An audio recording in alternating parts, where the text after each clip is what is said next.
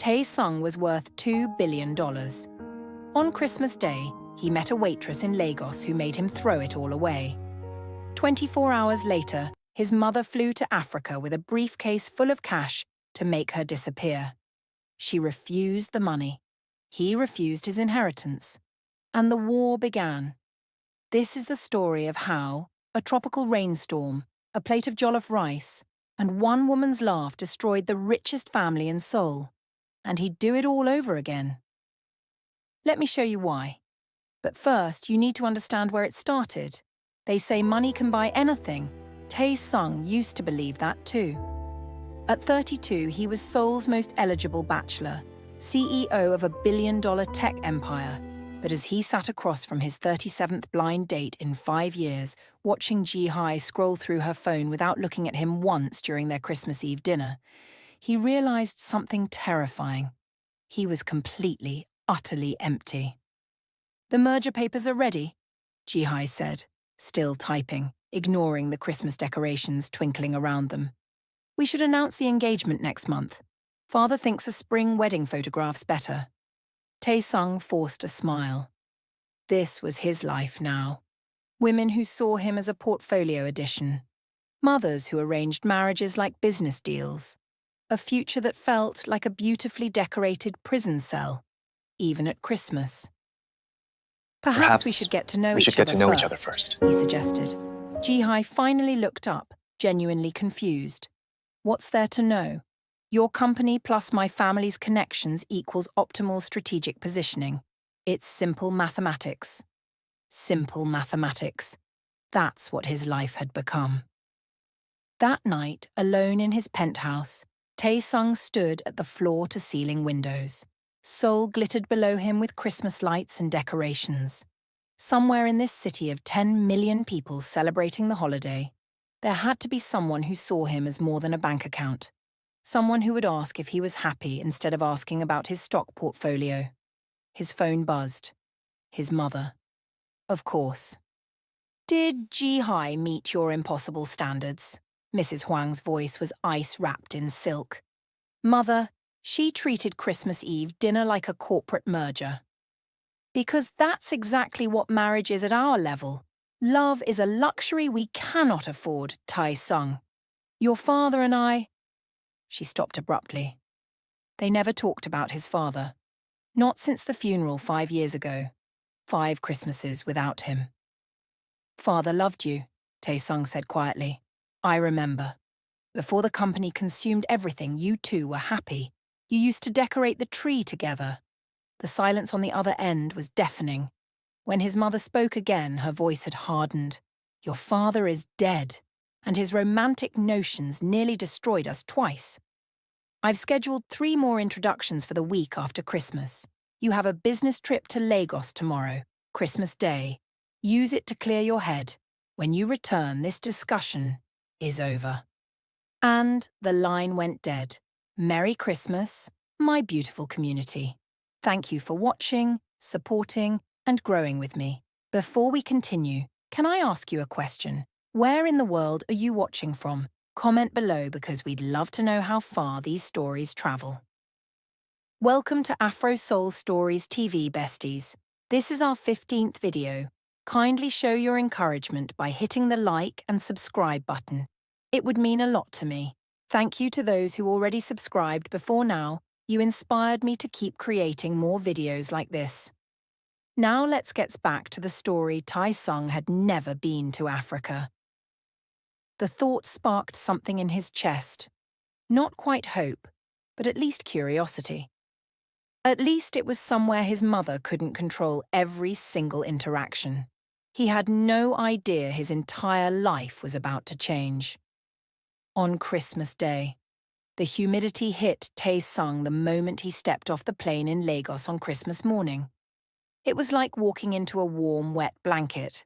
His assistant Marcus immediately opened an umbrella, but Tae-sung waved it away. "I think I'll survive a little sun, Marcus. It's Christmas. Let's actually see the city." "Sir, the hotel arranged for armoured vehicles. We'll take a regular taxi. I want to see the actual city, not just the inside of another bulletproof bubble." Marcus looked horrified but complied.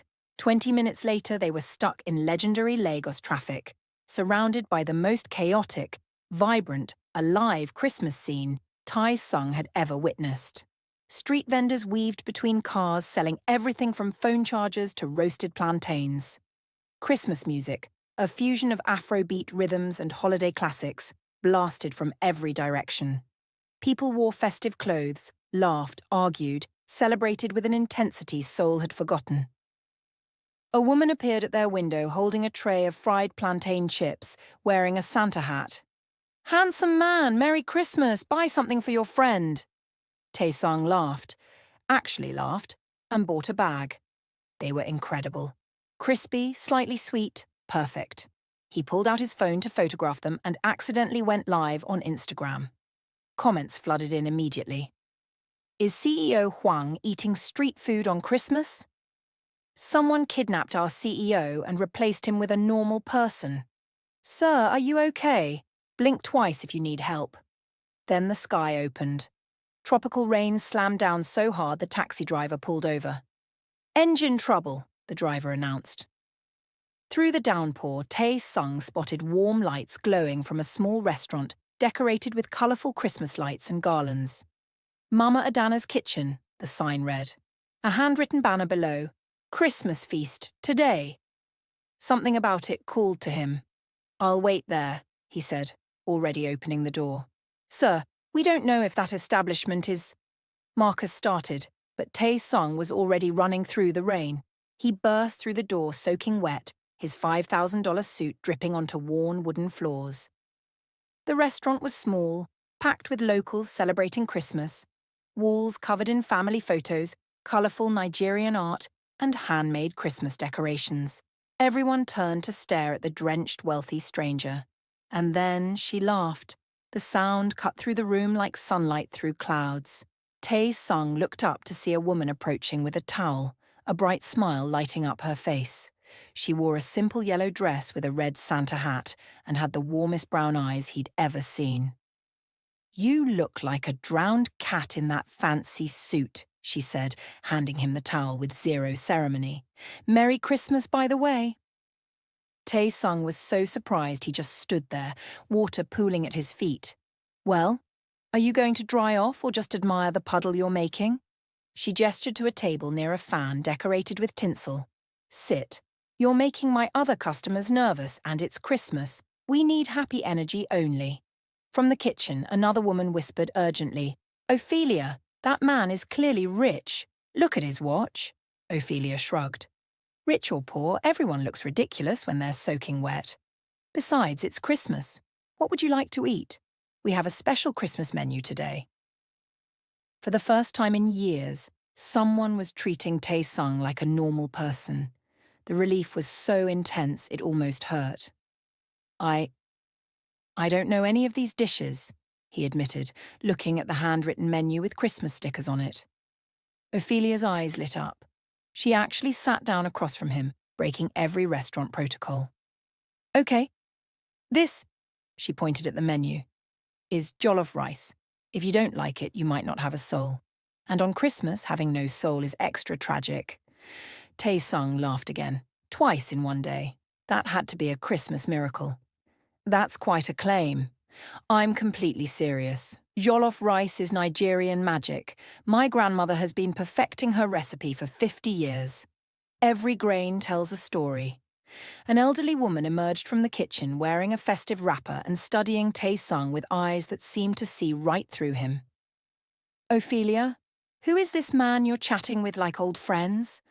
"Mama, he's never had jollof rice before. This is an emergency."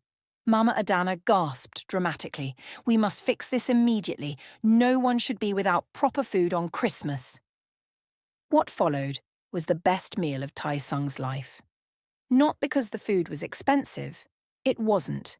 Not because it came from a Michelin-starred chef. Mama Adana had probably never heard of Michelin. But because every dish came with a story, served by someone who genuinely wanted to share something she loved. On Christmas Day, surrounded by strangers who felt like family. Drop a comment if you've ever had a moment that changed your life. Ophelia explained each dish with passionate detail. The jollof rice that sparked friendly wars between Nigeria and Ghana. The plantains that tasted like sunshine. The pepper soup that would wake up your taste buds. The suya, spicy grilled meat that she promised he'd dream about. The chicken prepared with her grandmother's secret recipe. She was right about all of it. But more than the food, Tae Sung was captivated by her. The way she talked with her whole body, hands gesturing wildly. The way she teased the other customers like family. The way she asked real questions.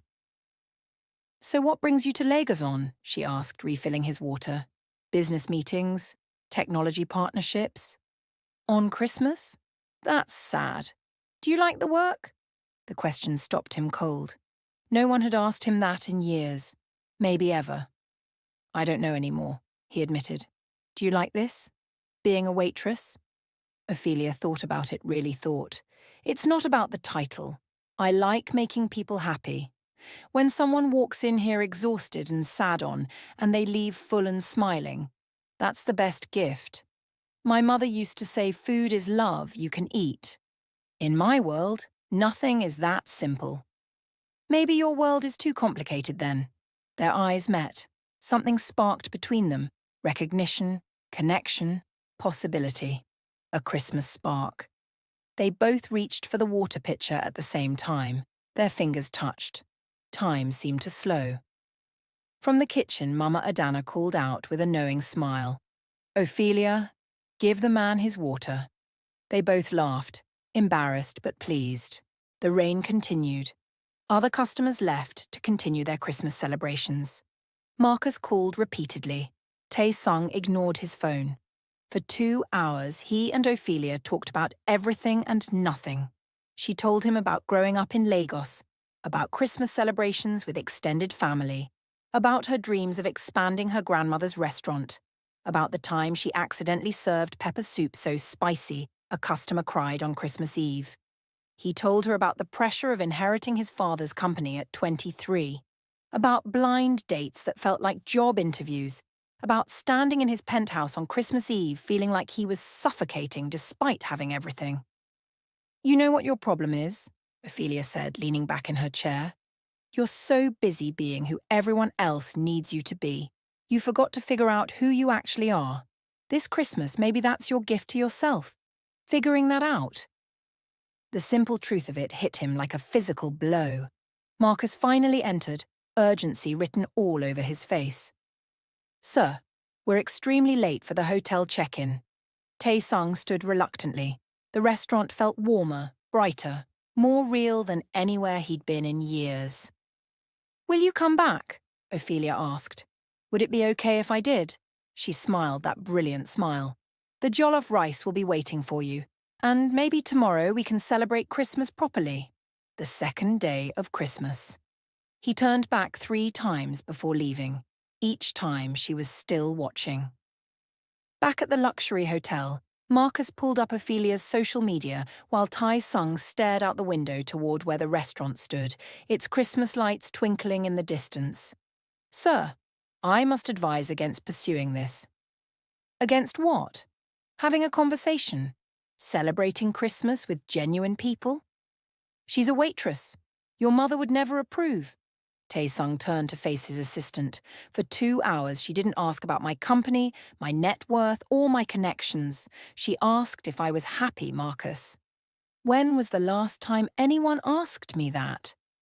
Marcus's expression softened. "I understand the appeal, I do. But I married for love once. Different worlds. It ended badly. I'm trying to protect you from making my mistakes. What if I don't care about protecting myself? What if I just want to feel something real for once? Isn't that what Christmas is supposed to be about?" The next week was the happiest of Tae Sung's life. He returned to Mama Adana's kitchen every single day, celebrating what Ophelia jokingly called the 12 Days of Christmas, Lagos edition. Sometimes for lunch, sometimes for dinner, once for breakfast, when he claimed he needed to try Nigerian breakfast food. Ophelia saw right through him. "You know we deliver, right? You don't have to physically come here every day." But then I wouldn't get to see you, he said, and watched her cheeks flush. The customers started recognizing him. Oyibo boyfriend is back, they'd tease, and Ophelia would correct them. But Tai-sung noticed she never looked unhappy about the assumption. He helped her carry heavy trays and dropped dishes. She taught him Yoruba phrases and laughed when he butchered every pronunciation. He took her to Lagos Christmas markets, where vendors called him her rich boyfriend, and she blushed furiously. She showed him street food he'd never dreamed existed and mocked him gently when he couldn't handle the spice. On New Year's Eve, they sat on the restaurant's rooftop under string lights and Christmas decorations still twinkling, Lagos sprawling beneath them. "Can I ask you something real?" Ophelia said quietly. "Always." "Why do you keep coming here? You have business meetings, important CEO things. But you're here eating jollof rice with a waitress. Christmas is over." Tae-sung turned to face her fully. "Maybe for you, Christmas is over. But for me, it just started. In Seoul, I'm the CEO, the heir, the investment opportunity. Everyone wants something from me. But here, with you, I'm just Tae-sung." And I'd forgotten what that felt like. You gave me that gift on Christmas Day. Who is just Tae-sung? I'm still figuring that out, but I know I like who I am when I'm with you. Ophelia looked down at her hands. Your world and mine are so different. You're going back to Seoul soon. And then what? This was just a Christmas miracle that ends? He took her hand. Then I come back, and I keep coming back until you believe that this is real, that Christmas magic can last all year. Smash that like button if you believe in taking chances, because everything is about to fall apart. That night, Marcus received a phone call that made his face go pale. Mrs. Huang. She'd found out. "How did you let this happen?" Her voice was ice through the phone.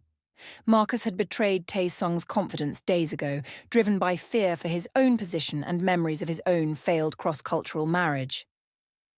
"Mom, I tried to discourage him." "You tried?" "He's falling in love with a waitress, Marcus." "A waitress? I'll handle this personally. Create an emergency. Get him back to Seoul immediately tonight." "Mrs. Huang, that's an order. Do it or you're finished." The line went dead. Marcus sat with his head in his hands, guilt eating at him. But what choice did he have? An hour later, he found Tae-sung at the restaurant teaching Ophelia basic Korean while they dried dishes together. "Saranghae means I love you," Tae-sung was saying. "Why does it sound like you're coughing?" Ophelia teased. They were laughing when Marcus interrupted. "Sir, we need to talk, privately." The happiness drained from Tae-sung's face at his assistant's expression. At the hotel, Marcus delivered the fabricated crisis. Kim Industries is launching a hostile takeover. They've been buying up shares through shell companies. The board is in emergency session. If you're not there tomorrow, they could seize control. Tae-sung pulled up his phone.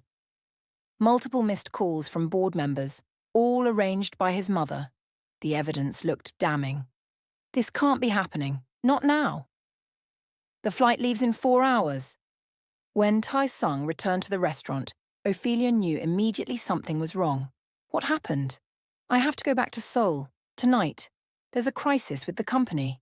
She forced a smile. "Okay, when will you come back?" "I don't know.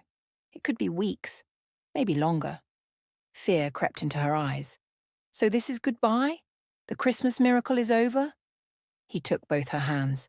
"No, never goodbye. I'll fix this and come back, I promise." Rain started falling as they stood outside the airport terminal. Tae-sung removed his scarf, red, like Christmas, and wrapped it around Ophelia's shoulders. "Keep this. When I come back, I'll reclaim it from you personally." "Promise." "Promise." He walked toward the entrance, stopped, turned back. She was still there, clutching his red scarf in the rain, tears mixing with raindrops. He almost ran back. Marcus touched his arm urgently. Final boarding call. Tae-sung turned back twice more. Each time Ophelia stood there watching, his Christmas red scarf around her shoulders. Then he was through security. And she was gone. On the plane, Tae-sung stared at his phone. Ophelia's photo, her laugh, her warmth, everything he'd just left behind. He had no idea his mother was already booking a flight to Lagos. Seoul felt like returning to a tomb. Cold, grey, lifeless. Even the Christmas decorations looked hollow now. Tai-sung arrived at the emergency board meeting to find confused executives. Chairman Huang, why did you call this session? There's no crisis. Realization hit him like a truck. I didn't call this meeting. My mother did. In his mother's office, Mrs. Huang waited with Chairman Park and his daughter Ji-hee. There was no takeover attempt, Tai-sung said flatly. No, but there was a crisis. You losing your mind over a waitress in Lagos. He turned to Marcus, who'd just entered. You told her. Marcus couldn't meet his eyes. I had no choice. There's always a choice. Mrs. Huang stood. Enough drama. Chairman Park, shall we discuss the real merger? That evening, forced into a formal dinner at Seoul's most exclusive restaurant, Tae-sung sat through what felt like a business negotiation disguised as a meal. The post-Christmas decorations mocked him. Tae-sung, Ji-hye tells me you two had a pleasant first meeting, Chairman Park said. Ji-hye smiled her practiced smile. Father, let's not pressure him. Tae-sung excused himself, and his mother followed him to a private room. This is your life. Accept it. This was never my life. This is the life you designed. The life your father and I built. Something snapped inside Tai-sung. Father loved you. Actually loved you. Or have you forgotten what that felt like? He gave you real joy. The slap echoed through the room. Don't you dare use your father against me, Mrs. Huang hissed. Tae-sung's voice shook but stayed firm. He would be ashamed of what you've become, what you've made me become. You married for love once, in a small apartment, with nothing but hope and homemade Christmas decorations. Or have you rewritten that history? His mother stood frozen, the truth of his words hitting like bullets. I'm in love with Oilia. And I'm done pretending I'm not. Chairman Park appeared in the doorway. Tae-sung, my office has an urgent call for you. His phone rang.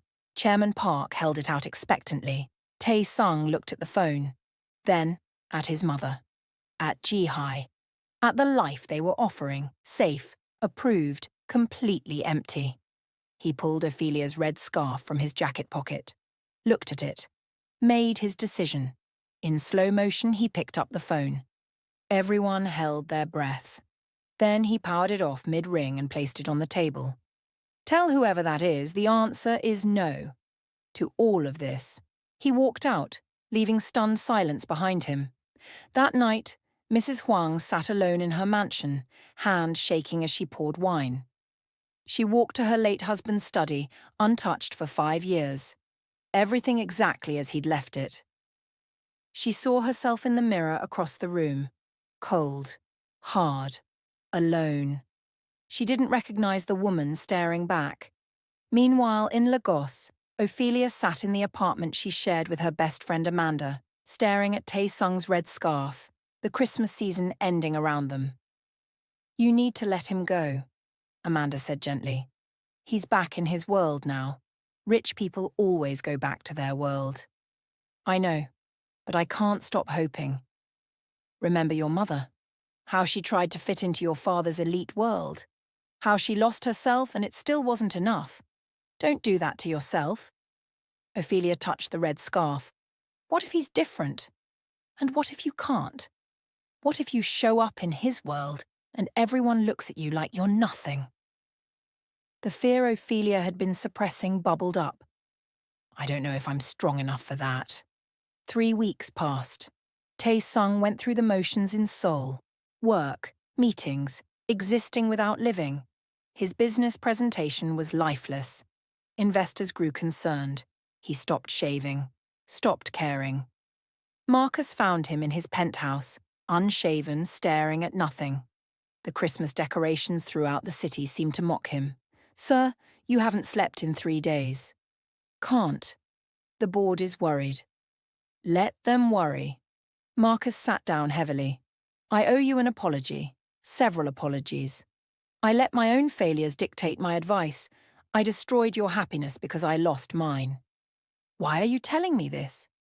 Because I've been talking to Amanda, Ophelia's friend. She's suffering too.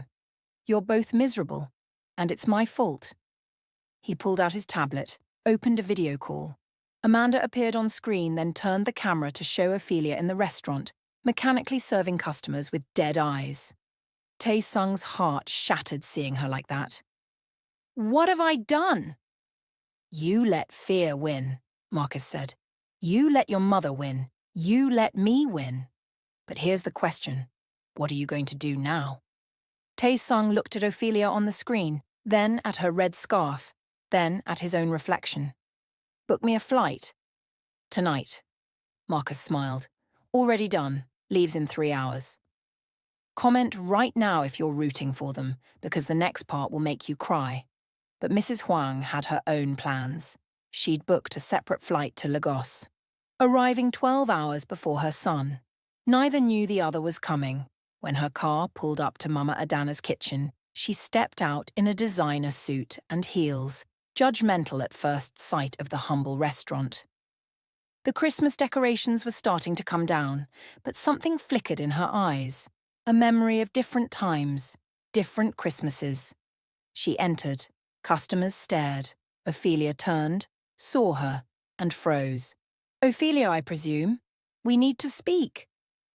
Mama Adana emerged from the kitchen. Who is this woman entering my restaurant with such negative energy? I'm Tae-sung's mother. The restaurant went silent. Everyone stopped eating. Mama Adana's eyes narrowed. Ah, so you're the woman making your child miserable. Mrs. Huang was taken aback by the directness. I need to speak with Ophelia privately. Whatever you want to say, you can say in front of her family. I'm her grandmother. In the small back office, Mrs. Huang placed an envelope on the table. I'll be direct. Leave my son alone. This is enough money to open your own restaurant. Build whatever life you want. Forget your Christmas fantasy. Ophelia didn't touch the envelope. You think money solves everything? It solves most things. Maybe for you. But I don't need your money. I love Tae-sung. What we found was real. Love? You've known him for 2 weeks. Ophelia stood, finding strength she didn't know she had. In those 2 weeks, I saw who he really is. Not the CEO, not the heir. The man who likes jollof rice and fears heights and laughs when he doesn't have to pretend. Do you even remember when you last saw him genuinely happy? When he last had a real Christmas? Mrs. Huang had no answer. Mama Adana spoke up. You think we don't recognize you? Woman who married a poor man with big dreams? Woman who chose love over her parents' approval? Who had that first Christmas in a tiny apartment with paper decorations? Mrs. Huang went pale. How do you— My granddaughter showed me the video. Your husband proposed in a restaurant just like this. Small place, big love, with Christmas decorations made of paper. When did you forget? Mrs. Huang saw herself in young Ophelia. The courage, the genuine love, the strength to choose differently, the Christmas joy she'd once known. If you truly believe I'll hurt him, Ophelia said, tears in her eyes, then I'll step away. But that's his choice, not yours, and not mine. He has to choose for himself. Mrs. Huang looked at this young woman, showing more wisdom than she'd shown in years. He's already chosen, she said quietly. I just didn't want to accept it. He chose on Christmas Day. She left without taking the envelope. The transformation wasn't complete, but something had begun. Hours later, Tae-sung burst through Lagos airport, not waiting for luggage. Marcus called. Sir, your mother is already in Lagos. She went to the restaurant 2 hours ago. Tae-sung's heart stopped. What? I just found out. You need to get there now. He ran.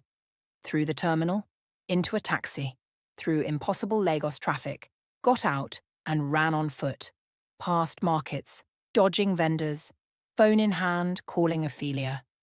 She wasn't answering. At the restaurant, Ophelia sat with Amanda, shattered after Mrs. Huang's visit. Maybe she's right, Ophelia whispered. Maybe I can't fit into his world. Or maybe you're both brave enough to build a new one, Amanda said. The door burst open. Tai Sung stood there, soaking with sweat, completely disheveled, gasping for breath. The restaurant stopped, every eye on them. They stared at each other across 10 feet that felt like miles. "I know you're scared," Tai Sung said, breathless. "I'm terrified too." "Your mother. I know. Marcus told me. But I'm not here for my mother's approval. I'm here for you. I'm here for us." He moved closer. Every eye in the restaurant followed. "I've spent 32 years building what everyone else wanted. The company, the image, the perfect life. But it was empty. Every single piece. Until I walked into this restaurant on Christmas Day and met someone who handed me a towel and called me a drowned cat." Customers laughed. Oilia laughed through tears. Tai Sung pulled out a small box. "This isn't how I planned this. I was going to wait, do it properly, but I'm done waiting." He opened it. A beautiful ring, fusion of Korean and Nigerian design elements, with red stones that echoed Christmas. Gasps rippled through the restaurant. "I don't know how to navigate two worlds. I don't know if my mother will ever fully accept this. I don't know if your jollof rice will eventually destroy my digestive system." More laughter. "But I know that when I'm with you, I'm the person I was always supposed to be. You don't love the CEO. You love the man who's terrible at Yoruba and fears heights and burns everything he tries to cook. You gave me the best Christmas gift I've ever received, yourself. You're really bad at cooking," Oilia managed through tears. "The worst. But I'm very good at loving you, and I want to spend the rest of my life proving it, starting with every Christmas for the rest of our lives." He knelt. The entire restaurant held its breath. "Oilia, will you marry me? Will you build a new world with me? One that's completely ours? Will you make every day feel like Christmas?" Silence. Absolute silence. Oilia walked toward him slowly. Amanda whispered, "Say yes." Oilia stopped in front of him. "You're sure? No going back. You'll eat jollof rice forever." "Forever sounds perfect. And learn proper Yoruba. I'll try my hardest. And dance Afrobeat at our wedding. Embarrassingly, yes." She smiled through tears. "Then yes, yes, yes, yes." He stood, slid the ring on her finger. They kissed. The restaurant erupted. Applause, cheers, ululation, joy. Then the door opened. Mrs. Huang stood there. Every sound died, tension thick enough to choke on. She walked forward. Tai Sung stepped protectively in front of Oilia. Mrs. Huang stopped. "May I see the ring?" Oilia hesitantly extended her hand. Mrs. Huang examined it. Long pause. "It's beautiful, unconventional, impractical for daily wear." She looked up with a small smile. "Perfect. Like Christmas." Shock rippled through the room. "Your father would have liked her," Mrs. Huang said to Tai Sung. "She has the same stubborn strength I once had. The same Christmas spirit I'd forgotten. I came here to pay her off, to save you from what I thought was a mistake. But watching her defend you, offer to walk away if it was truly best for you. She loves you more than I've allowed myself to love anything in 5 years." She turned to Oilia. "I don't know if I can be the mother-in-law you deserve, but I'd like to try, if you'll have me. If you'll help me remember what Christmas used to mean." She extended her hand. Oilia ignored it and hugged her instead. Mrs. Huang was surprised, then slowly hugged back. The restaurant exploded again in celebration. 6 months later, at Seoul's International Charity Gala, Oilia emerged from a car in a stunning dress, Korean hanbok structure, with flowing Nigerian Ankara print in Christmas colours. Deep red, forest green, and gold. Fusion of both cultures. Absolutely breathtaking. Photographers went wild. Tai Sung offered his arm. She took it confidently. "Mrs. Huang, who designed your dress?" a reporter called. "A collaboration between Korean and Nigerian designers. Beauty has no borders." Inside, they announced the Cultural Bridge Initiative. Scholarships, business investments, real cultural exchange with real impact. and a special Christmas program bringing Korean and Nigerian families together every holiday season. On the dance floor, Tae-sung attempted Afrobeat moves to a Christmas Afrobeat remix. Still terrible, but confident now. The crowd joined in, laughing, celebrating. Mrs. Hwang danced awkwardly nearby. Mama Adana helped via video call someone held up. Marcus and Amanda arrived late, holding hands. "Sir, I'm transferring to the Lagos office. Permanently." Tae-sung looked at Amanda. "Personal or professional?" "Both." They hugged. Secondary romance complete. The camera pulled back, split screen, Seoul skyline, Lagos sunset, merging where Tae-sung and Oilia danced. They'd asked what he sacrificed for love. He'd sacrificed nothing, gained everything. 2 worlds, 1 heart, infinite possibilities. Love doesn't recognize borders, it builds bridges. If this story moved you, hit that subscribe button. Drop a comment telling us about a time you chose love over fear. And share this with someone who needs to hear it, because everyone deserves a love story that changes everything.